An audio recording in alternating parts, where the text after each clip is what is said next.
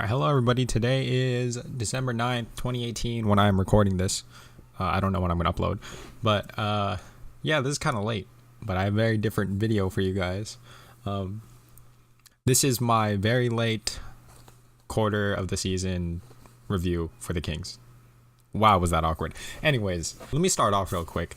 I just made a Twitter. Hopefully I'll remember to link this down in the bio or in the description. And yeah, check it out. I'm going to be basically live tweeting every game that I watch.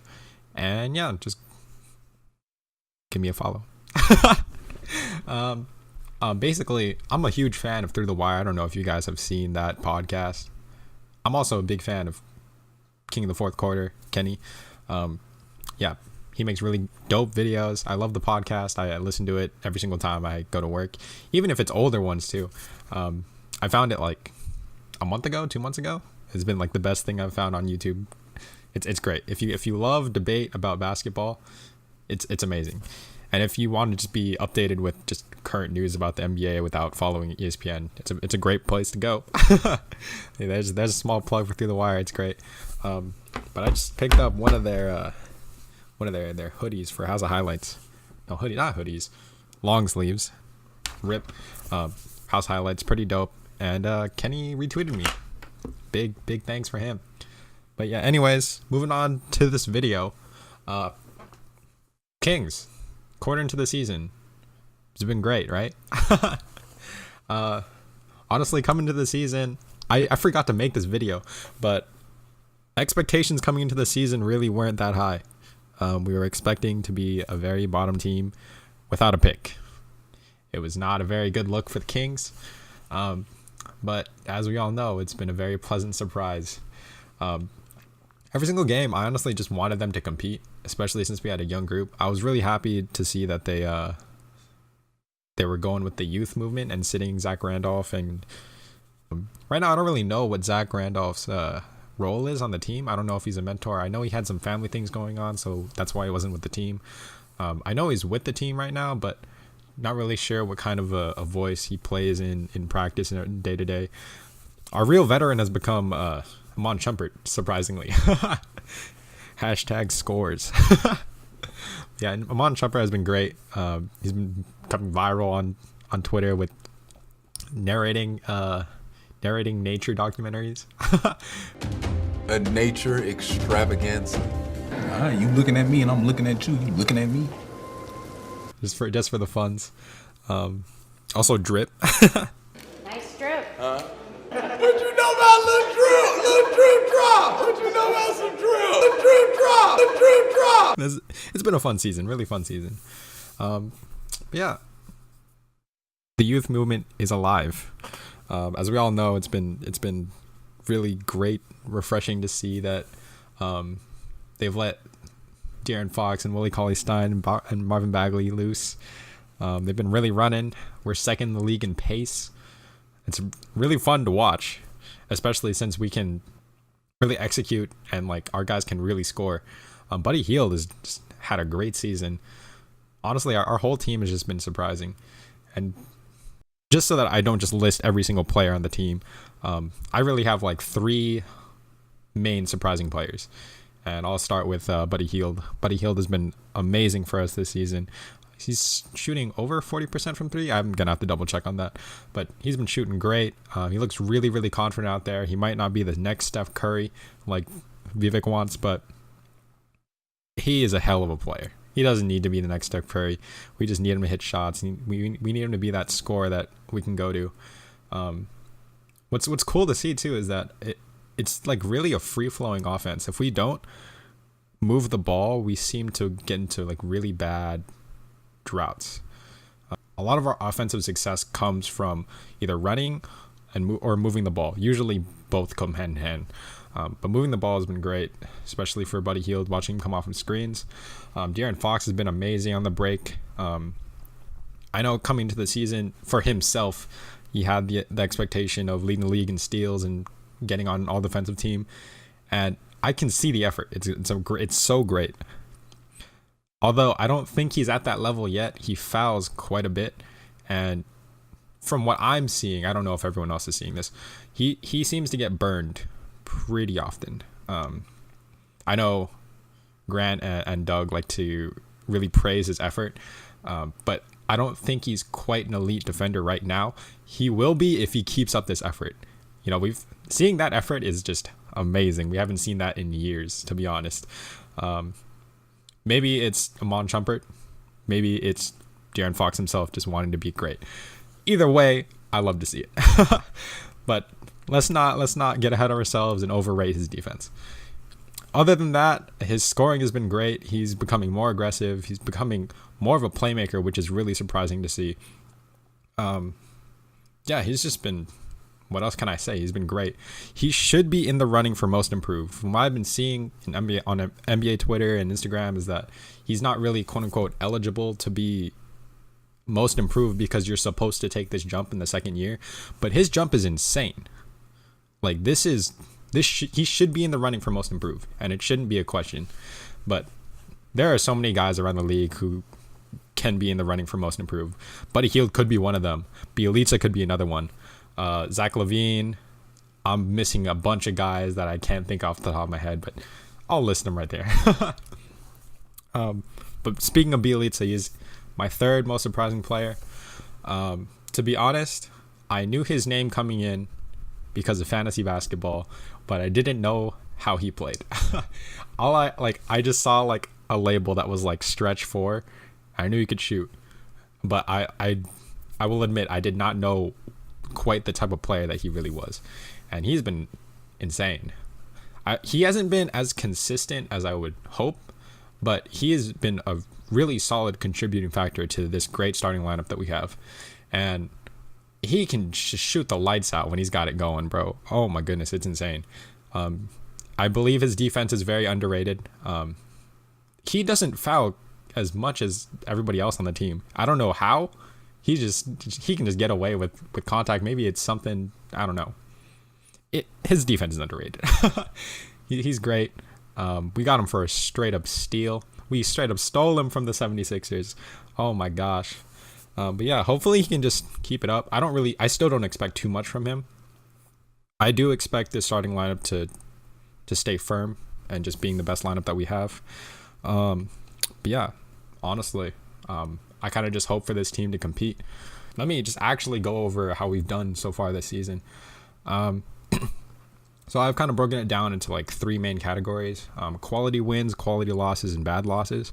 And so quality wins, obviously, you know what they are. They're good wins against good teams or really good wins against bad teams. And I've got quite a few. We beat the Thunder twice, both with Westbrook. Although both times Westbrook was coming off an injury. So, there could be things to be said, but both with Westbrook. We beat the Grizzlies before they went on a hot streak, but I knew how hard of a win that would be. I believe that was on the road. Was that on the road? No, it was at home. But that's still a quality win against Conley and Marc Gasol. Great win. Wizards, before they went into, honestly, that huge downturn with all that dysfunctionality, whatever. Against the Hawks, when Fox had his 30-point triple-double, that was a straight rout, and that was amazing. Especially since I honestly, at the time, I thought that was a trap game because it was the 4th game on a road trip, and everyone was expecting us to win that game after we had won 3 straight on the road. When was it 3 straight? I couldn't quite remember. But I remember everyone was expecting us to win. Yeah, we're on a 3-game winning streak, 4-game winning streak at the time. And everyone was like, yo, this is the Hawks, our easiest game in a while. We're going to just straight destroy them. And I was like, bro, this is a trap game. But we really came out, beat them. That was a really good win. Who else? Oh, the Jazz. We beat the Jazz. That was shocking to me. We beat the Jazz on their home court. We've played the Jazz like 4 billion times this season, but we beat the Jazz. That was great. And this past weekend, a few days ago, when we just routed the Suns, basically the game was over the first quarter and we didn't let it go. Incredible. That was an amazing win. Really capped off what we're trying to do this season. Yeah, we've had quite a few quality wins. It's been great to see. Very surprising wins, but there have been quality. The way that we've been playing in those games were great. Moving the ball, playing great defense, playing the way that we want to play. So, quality losses. So these the way that this is categorized is that these are losses that were very close games against good teams, and we were playing the way that we wanted to play. So even though they were losses, they were good losses in terms that like they contribute to the development of our young players and to the chemistry of the team as well. So I guess quality losses are against the Jazz on opening night. I expected a rout, but we really competed with the Jazz. And honestly, we should have known from that first game how good this team really was, because our expectation coming into the season was that the team would compete in every single game. And not only were we competing in that game, like we really had a great chance at winning that game, but we didn't. I don't know if you remember that game, opening night, but it was after we lost by like 40 in preseason and coming into the actual regular season game, everyone was like, oh, this is going to be just a rout. But we really competed in that game. We played very well, and we honestly introduced that very fast-paced offense. Oh, the Warriors. That loss against the Warriors should not have been a loss, but it is what it is. The loss against the Warriors on the road, Klay Thompson game winner. We really competed in that game. We were in that game. We were containing, quote unquote, containing Kevin Durant. I don't know how much he scored in that game, but it was great. It was good defense. The way we were playing was great. We were playing the way that we wanted to play, and it just didn't work out. Also the Clippers. Clippers played us on our home floor. This is when they were first in the Western Conference. They had all this hype around them. We were on TNT. And on that same day, the news broke about somebody from the front office. Now we know who it is. Somebody from the front office was thinking about firing Coach Yeager because he wasn't playing Bagley enough. And on that same day, we're on national television, and there was all this crazy drama going on Twitter. But anyways, we really came out. We played pretty well against that team. Even though the Clippers were ahead most of the game, we really stuck with them. Quality loss. It is what it is. Really showed. I believe that we showed national TV how we could play. We had flashes of how we could play. We just didn't have a good enough game for 48 minutes to get the win. Moving on to bad losses, really, really blowout losses.